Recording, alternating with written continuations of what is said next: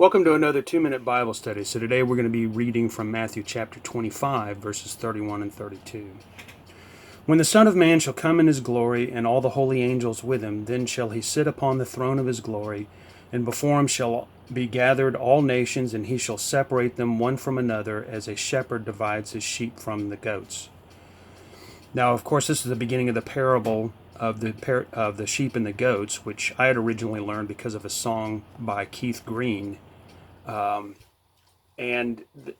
Most of us are familiar with the story that basically to the sheep he says, enter into the kingdom prepared for you from the beginning of the world, and to the goats he says, depart from me into everlasting fire. And the reason he gives is that to the sheep he says, when I was hungry and sick and naked, that you visited me and you gave me clothing and food.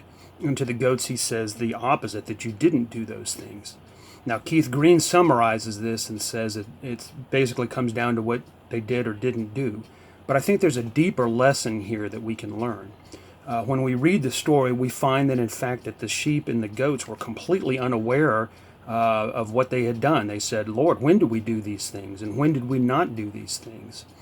And the reason is that for most of us, we try to do things intentionally. But what matters to God is not whether we try to do things, but what we are, who we are naturally, that they come to us as second nature.